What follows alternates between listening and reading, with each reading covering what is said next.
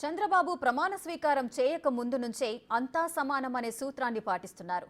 TDP, BJP, Janasena మూడు పార్టీలు కలిసి ఎన్నికల్లో పోటీ చేసి విజయం సాధించాయి. ఈ విషయాన్ని చంద్రబాబు మర్చిపోలేదు.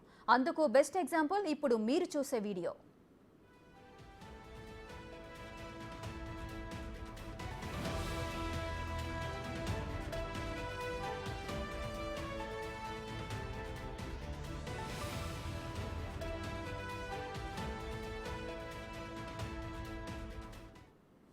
ఇందులో ఏముంది అనుకుంటున్నారా? ఎన్డీఏ శాసనసభాపక్ష నాయకుడిని ఎన్నుకునే సందర్భంగా స్టేజ్లో నలుగురు గెస్టులకు కుర్చీలు అరేంజ్ చేశారు.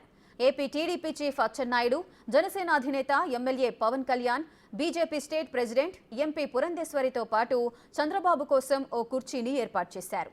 అయితే చంద్రబాబు కుర్చీ మినహా మిగతా మూడు కుర్చీలు ఒకే విధంగా ఉన్నాయి. కేవలం బాబు చైర్ మాత్రమే తన పార్టీ కలర్ వచ్చేలా క్లాత్ నుంచారు. వేదికపైకి రావడంతోనే బాబు తన సెక్యూరిటీని పిలిచి చైర్ చేంజ్ చేయాలని చెప్పారు. ఆ తర్వాత దాన్ని మార్చేశారు.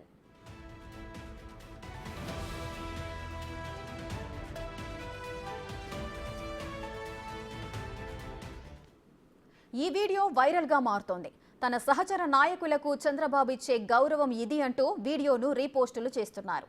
అటు చంద్రబాబు ప్రవర్తన ప్రజలను కూడా ఆలోచింపజేస్తోంది.